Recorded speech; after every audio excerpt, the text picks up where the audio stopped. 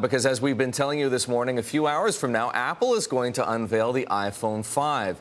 Let's bring in Greg Harper. He's president and founder of Harper Vision Associates. He advises companies on the best way to use cutting-edge technologies. Greg, as you can see, is live via Skype. He's in Ennis, Ireland this morning. Greg, we've heard so much about this iPhone 5, perhaps more than we have about previous iPhones before they were released. Whether these are legitimate leaks or not, who knows? But tell me this. Of what you've heard, what's going to be the most significant? Is there anything about the iPhone 5 that's going to be a game changer? Well, I think right now, 4G, if it really happens on Sprint, as you've been reporting, that would be a game changer. The other thing is cloud services. This is going to be the first iPhone, it's reported, that will not need a PC to connect to activate. So all the services will be in the cloud. You know, the iOS 5 that they're pushing out is all cloud-based. So I think we're going to see a lot of cloud services. Right now, and that means we can have voice activation, we can dictate it, similar to what you can do with Android devices. So I think those will be game changers. Okay, when you say game changer, though, let's try to put it into numbers to the degree that we can. Is that enough to drive more people to buy the iPhone? Is it going to be that much different, or is this more of an upgrade product? Well, first of all, the pent-up demand, there's a huge demand for it. So I expect they'll actually break the record of 1.7 million they sold in the first 4 days when they released the iPhone 4.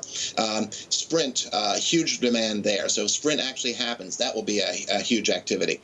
But also understand that this device supposedly has a chip that does both GSM and CDMA. So that will give you an international capability if you're on a CDMA network. If it has 4G, that will be big. So I think right now we've had about over a year now with the iPhone 4, which is a long time in the tech world.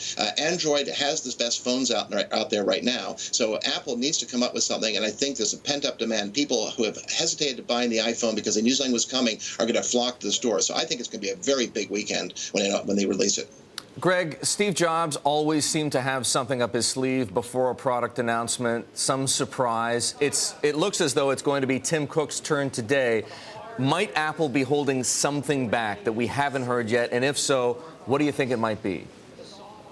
Well, you know, we've heard so many different things, it's hard to say. I mean, the contenders are maybe something involving NFC, which is this near-field communications for digital payments. Google's going in that space. I think Apple would like to be in that space, so we might see something there tied into some sort of an Apple wallet and tied into their cloud service. That might happen. The other thing that might happen, but it's hard to say, is a cheaper, lower-cost phone. There's been a lot of requests for that phone outside the United States, and so that might actually come up. All right, Greg, great to get your perspective this morning. Greg Harper, president and founder of Harper Vision Associates.